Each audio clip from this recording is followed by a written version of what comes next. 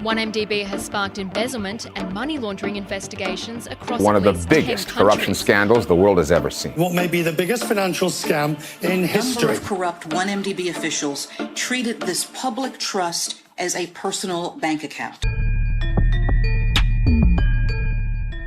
Follow us as we bring you into the courtroom where the biggest financial scandal in Malaysian history is being heard.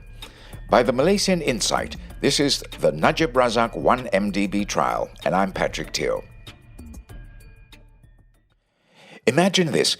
You've been working for a consulting firm for 13 years, and one day, one of your clients sends you a text message about a job opportunity.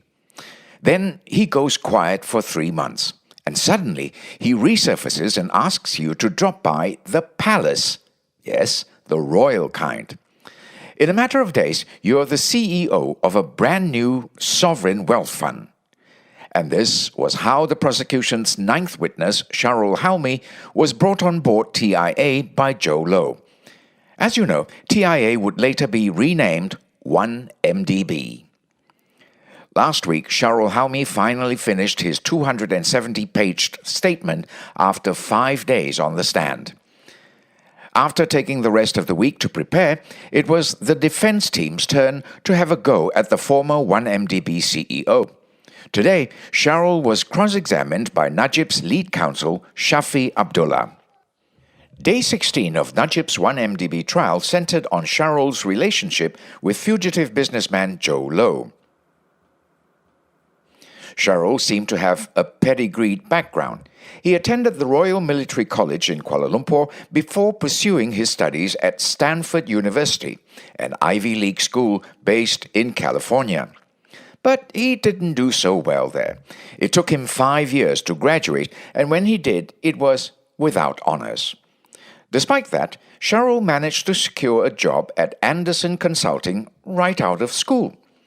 You may know Anderson by its current name, that is, Accenture. Shahrol stayed with Accenture for 13 years, and it was during this time that he met Joe Low and Jasmine Louis, who was 1MDB's general counsel.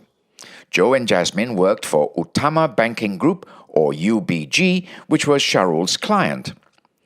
Shahrol said his first contact with Joe had been over a text message in 2007. Joe wanted his help to professionalize UBG and set up a meeting. At this time, Joe was only 26 years old. According to the witness, Joe was very well-spoken and quick on his feet, but was always late to meetings. Even then, Shahrol said Joe was very convincing. He was articulate and understood things quickly, so the quality of discussions were very high. Shahrol said Joe liked him because he was not a kepoti, which means a busybody. And on Shahrol's part, he did not think that Joe was an unsavory character. Shafi asked the witness about when his initial impression of Joe started to change. It was only after authorities started investigating 1MDB in 2015, when Shahrol was shown the extent of the money flow. If it took you so long to figure out the con, how could Najib have known about it? Shahrol gave a non-committal answer saying, "I suppose so."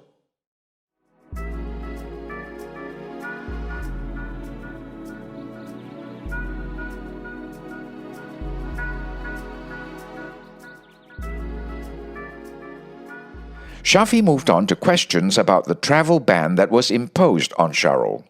The witness said that the ban and the 1MDB issue had made it hard for him to find jobs. No one wanted to hire someone with a scandal of that size on their backs. Like Amhari, Najib's former special aide who testified previously, Shahrol was still unemployed. But for some reason, the witness never bothered to find out why there was a travel ban on him. He just assumed it was to ensure that people with information on 1MDB wouldn't disappear. Shafi asked Shahrol how Joe got him to join TIA, which later became 1MDB. It was the end of 2008. Shahrol got yet another text message from Joe, this time asking if he would be interested to take up a role at a fund. Text was also the way Joe made first contact with Shahrol a year prior. Shahrol said he was keen to explore and wanted to know if Accenture could help in any way. 3 months later, Joe got in touch again and asked Shahrol to present himself at, of all places, the Terengganu Palace. The meeting took place on March 21, 2009. From the way Joe was conducting himself, Shahrol could tell that the Sultan was familiar with Joe. 2 big consulting firms were at the meeting, the witness said. The Boston Consulting Group, or BCG, and McKinsey, both bidding for the role of consultant to set up the Terengganu Investment Authority, or TIA.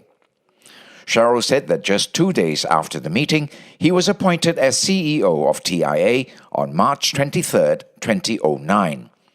The fund, said the witness, was started to drive sustainable development for the state of Terengganu. It was focused on 4 key areas, which were oil and gas, tourism, real estate, and agriculture. We previously heard that TIA was to be modelled after the UAE sovereign wealth fund Mubadala. BCG was eventually chosen to consult on the setting up of TIA, and they partnered with Goldman Sachs. Goldman, as we know, was instrumental in arranging 3 bonds worth $6.5 billion for 1MDB, netting $593 million in fees. Speaking of Goldman, Shafi suggested that the bank was involved even from before TIA's formation. Therefore, Najib couldn't have been involved at this stage, the lawyer posited. Shahrol agreed. He also agreed with the lawyer that TIA was the Terengganu Sultan's baby, not Najib's, despite what the previous witness Amhari had said. Then it wasn't Najib's idea to set up the Sovereign Wealth Fund, Shafi suggested. Again, Shahrol agreed.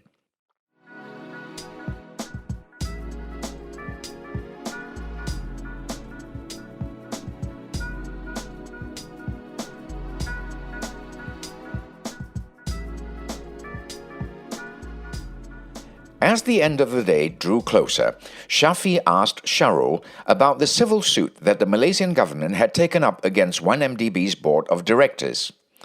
The witness said that in late 2018, a fellow director named Ashvin had called to tell him that the finance ministry was planning to take action.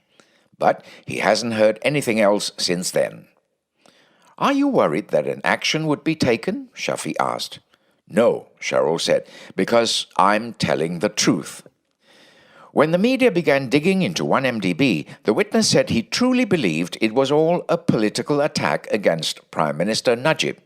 He trusted Najib, the 1MDB team, and his own actions as CEO. He had no doubt then that 1MDB was good for the country and that Najib only had the best intentions. This podcast was brought to you by the Malaysian Insight. The team behind the Najib Razak 1MDB podcast are Revati Supramaniam, Yap Pik Kwan, Yvonne Lim, and Ravin Palanisamy. Timothy Acharyam and Beat Hong provided additional reporting. And I'm Patrick Teo.